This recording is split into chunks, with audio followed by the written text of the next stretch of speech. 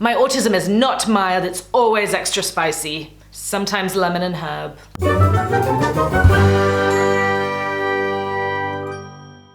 Hi everyone and welcome back to my channel. I am Sam and I make videos about autism and neurodiversity. It's been about 5 months since I was officially diagnosed with autism, so I thought I'd do a little life update. The process of being diagnosed as an adult is kind of interesting but also a little bit overwhelming. And it's something that I have found myself thinking about a lot, and not just because I'm making videos for my YouTube channel. The realization that I'm autistic not only means that I'm compelled to revisit every memory from the past, seeing it through this new lens of autism. But it means that going forward, I need to have different expectations of who I am and what I'm capable of.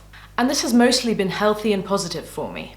It's allowed me to discover my triggers and give me a bit of insight as to why I react the way I do in certain situations. It's allowed me to say to myself and to other people, this is what I need to be happy or healthy or to function.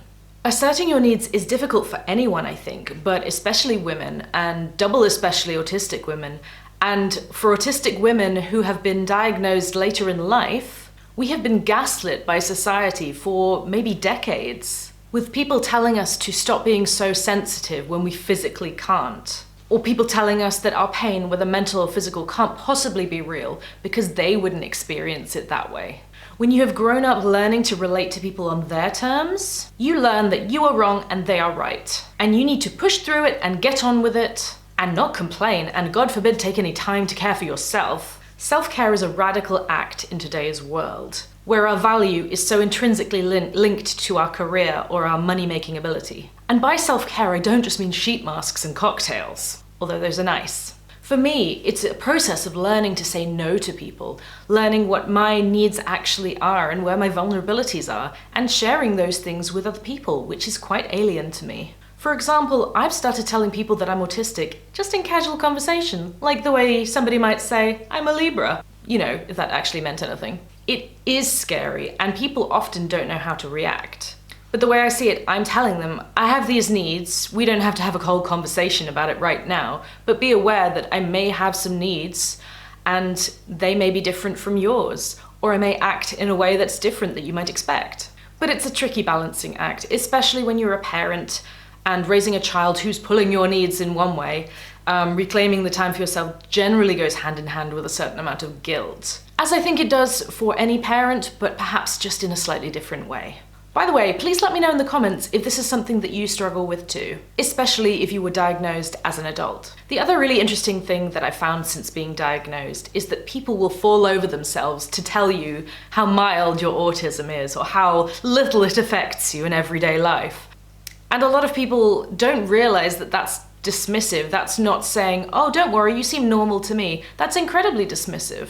My autism is not mild, it's always extra spicy. Sometimes lemon and herb. Just a bit of Nando's humor there. Do miss Nando's living out on the continent. But anyway, I'll probably do another video on the topic of what mild autism really means. But for me, all it means that I hide my struggles extremely well, and it seems mild to you. That's it. You really can't comment on anyone's internal experiences.